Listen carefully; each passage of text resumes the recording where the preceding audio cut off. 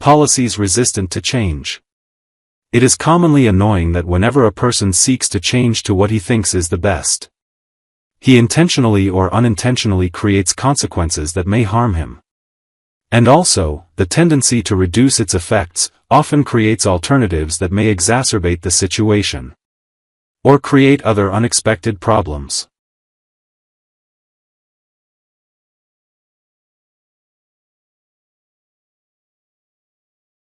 It is a fact that resistance to change is a relative process that differs from one person to another, and is affected by many factors inside and outside the people's work and life environment.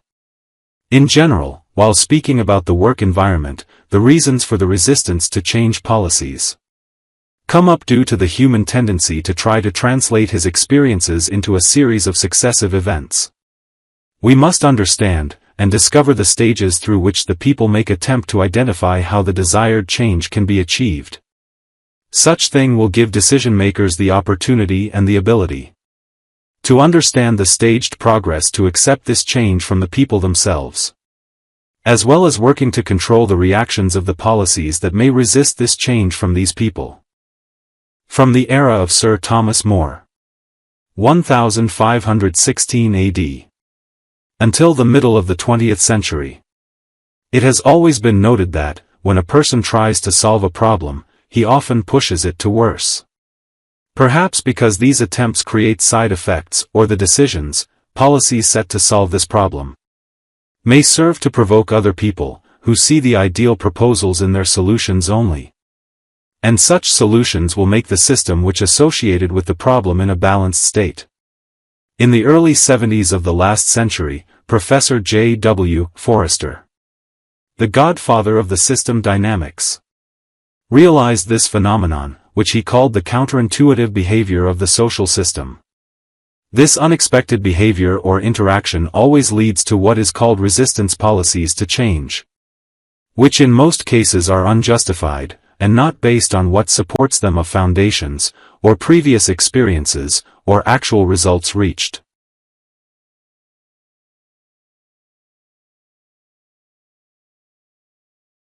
This same behavior leads to stifling any intervention attempt in order to solve problems. Or it may also lead to the suspension of the solution, or annul it. One of the best models that can be resorted to in order to successfully manage a business, is the iceberg model, even to predict and manage risks.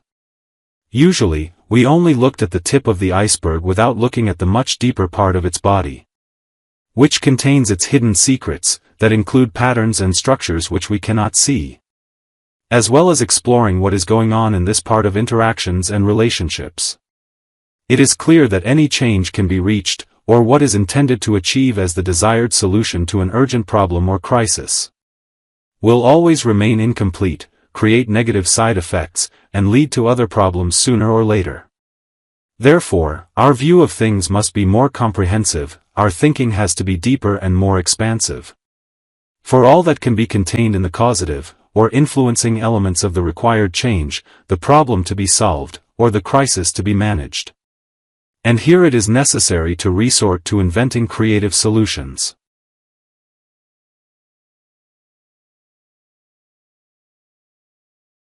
Examples of policies resistant to change.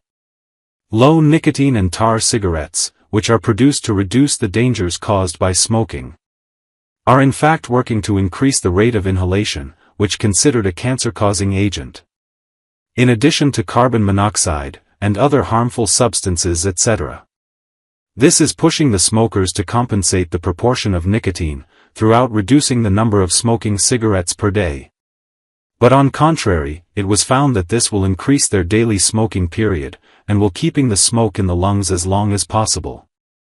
Digital information technology has not been able to reduce the consumption of paper, on the contrary, the per capita consumption of paper has increased.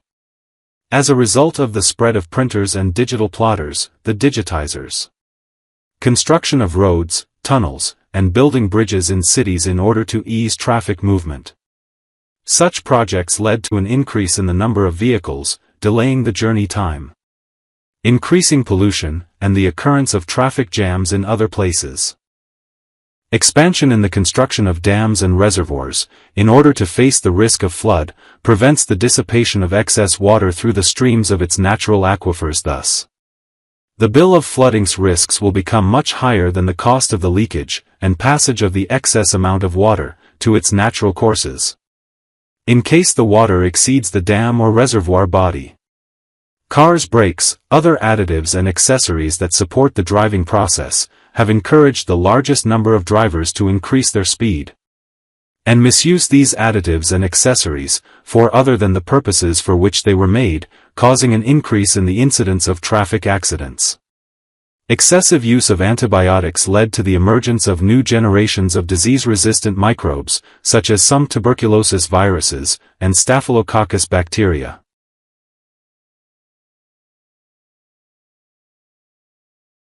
The excessive use of insecticides and herbicides created a new generation of resistant insects and weeds, in addition, killing the means of natural biological resistance that maintains the ecological balance, as well as the appearance of the contaminated crops with pesticides, and poisoned fish and birds, whose danger was eventually reflected on human food and life. Despite the availability and proliferation of home appliances and equipment that save human effort, and are easy to use through remote control devices, humanity now lacks the enjoyment of the lifestyle full of vitality and physical activity that prevailed some time ago.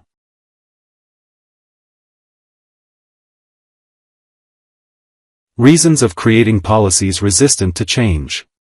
In general, the reasons for resisting change policies are due to our tendency when we try to translate our experience into a series of successive events, and also due to what we have learned since our childhood, that every event has a cause, and that this event in turn become a cause for another event and so on.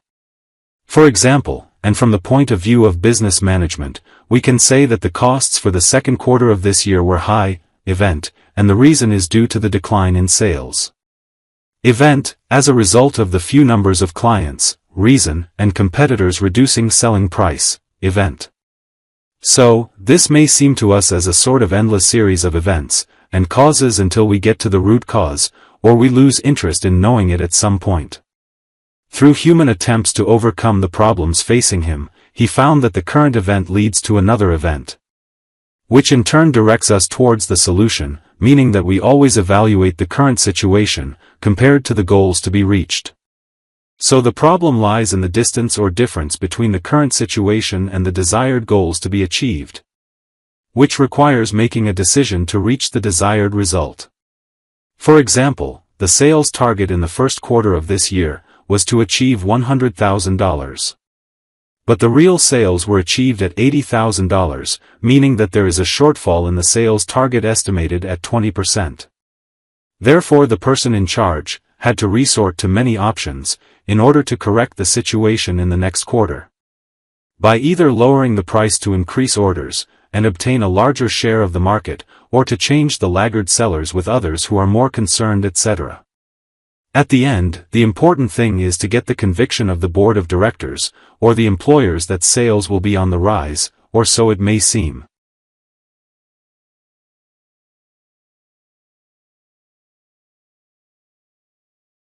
The market system will interact with this solution, but this will push the competitors of a similar product to reduce their price, and thus the percentage of sales will decrease again.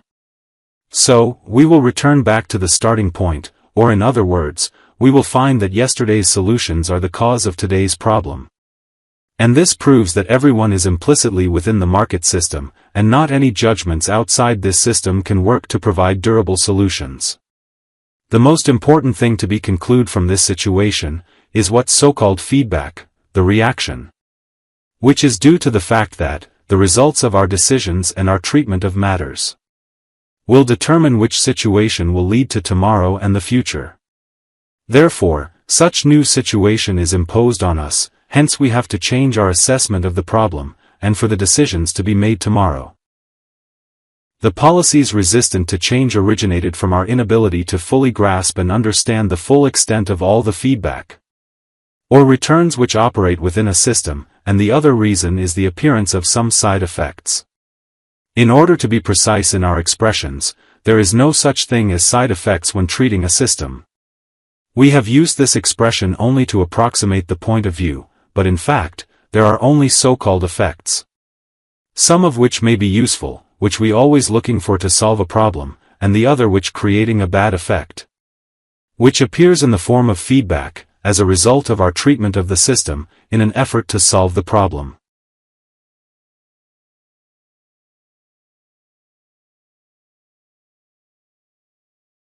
For example, the production of the electric car is an amazing solution that has a beneficial effect on the environment and human health within the city in which these cars will move, as they will not produce any type of harmful exhaust or pollutants.